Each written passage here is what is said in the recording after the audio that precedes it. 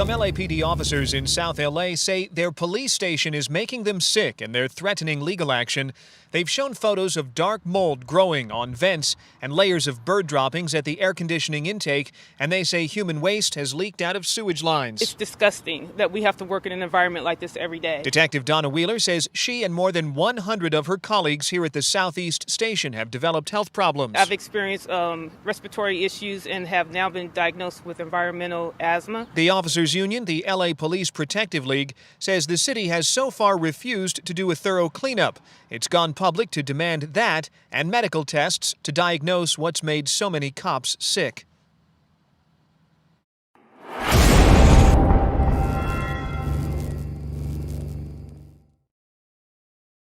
Moosic Police Department was forced from their building after mold was detected on every floor. And after more than a week in temporary quarters, the department is moving again.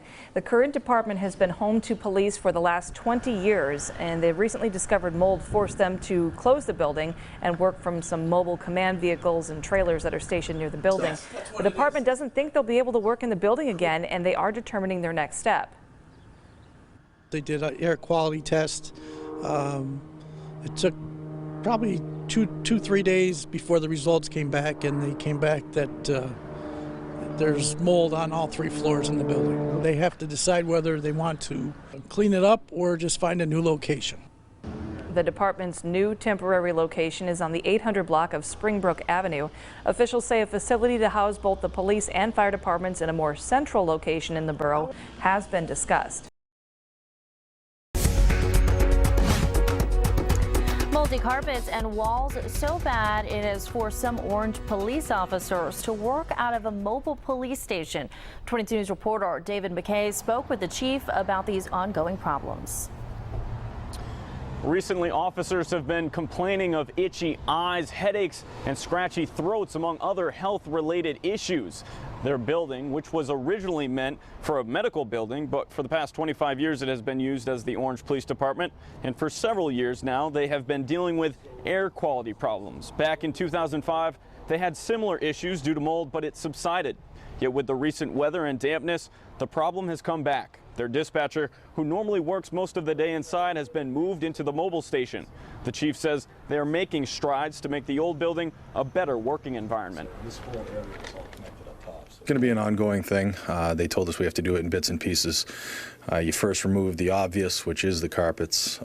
Once those are gone, if the smell is still here, then obviously we have to keep looking. We did find some other areas of concern that we're going to be working with in the boiler room as well as the back room. Now, some of the officers and the chief himself have been able to stay in their offices because they just don't have those allergic reactions. But they say their job is being done and they want to reassure the community of that. Live from Franklin County, David McKay, 22 News. New at 6 o'clock tonight, the New London Police Department has a problem now on its hands. Yeah, it has nothing to do with fighting crime. News 8's Tina Detel explains. This caution sign is always here in this hallway, not only to warn people of a wet floor after it's been mopped, but also because the ceiling often leaks. The New London Police Union provided these pictures of the hallway during recent rainstorms. But the bigger concern came last week when driving rains soaked the ceiling in the shift commander's office, where a plastic bag hangs to protect files. The water was coming down like it was a waterfall right here, and it caused the drywall to come down. Chief Peter Reichert says leaks have been an ongoing problem in the 33-year-old building, which has had flashing problems from the start. They actually roofed over the windows, so they put a roof in place and they sealed it up.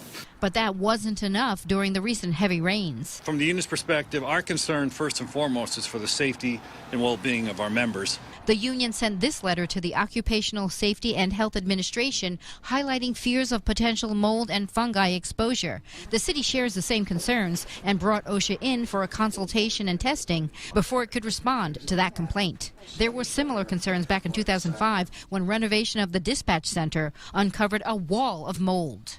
And members complaining of illness. Well, the same is true now as it was then. Nothing's changed except the date on the calendar. So we're hoping this time that we could all come together and find a solution. These latest repairs could cost a couple $100,000, which means other public works projects will have to wait. It's a financial challenge. Test results aren't expected for weeks, but the city is not waiting for them to get moving on repairs. And by the way, the dispatch center hasn't had any new mold problems since it was renovated nearly 13 years ago. In New London, Tina Detel, News 8. And a serious health concern has a police department preparing to pack up and move. WVTM 13's Chip Scarborough explains the problem that will change the daily routine within the Tuscaloosa Police Department. Some mold that was in the HVAC system. The Tuscaloosa Police Department is not only focused on safety in the community, but also on safety right inside police headquarters. Staff that had complained of having some medical issues. Councilman Kip Tyner says those medical issues led to the discovery of mold in the HVAC system at police headquarters, meaning everyone here will have to move out so the problem can be fixed. And relocate all the officers till all the work is done. So Tuscaloosa Police Headquarters will move here to the old Oak Hill School while crews remove the mold.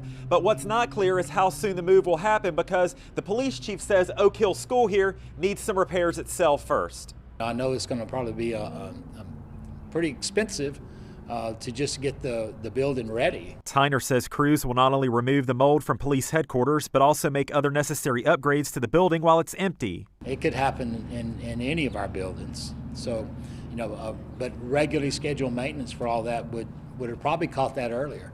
Hopefully preventing any future health concerns. In Tuscaloosa, Chip Scarborough, WVTM 13. Breaking news, police in one local city say there's mold in their police station. It's happening in the same city where mold has already forced some city workers to move from their buildings. News Channel 5's Alyssa Hyman is live now at the police department with what she has uncovered. Alyssa? Well, we got this information not from the city of Riviera Beach, but from the police union. They told me late this afternoon that this has been a problem that's been going on for months now. Now, after we reported Wednesday about the mold discovered inside the city council chambers, that's when the union says police officers went to them and said, we have the same issue and it needs to be fixed. Now, these are some pictures I wanted you to look at of the mold that the officers showed the Police Benevolent Association. The union is telling me that their officers is telling their officers to limit their exposure in the building, wear surgical masks if necessary. And while they say the city is taking steps to address the problem, the PBA president tells us that he believes there might be an even bigger issue with the complex. They're concerned. And they're concerned and they want it fixed. If they're going to have to work in that building for the city of Riviera Beach, they want that mold fixed. And I think the only way to fix it is, yeah, you can clean it up, but you got to fix the problem. Where are the leaks coming from? So, like I said, I believe they got a sick building.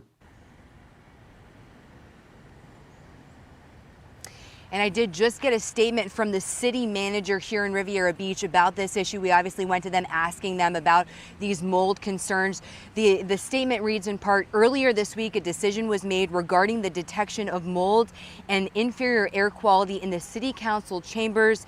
That decision was to immediately close the city council chambers until the issue could be corrected. Earlier in the year, there were concerns about the effects of water intrusion in the main building of the Riviera Beach Police Department. However, several corrective actions have been deployed within the structure to address those concerns. The recently circulated photos of areas within the police department included areas where the remediation work had been completed.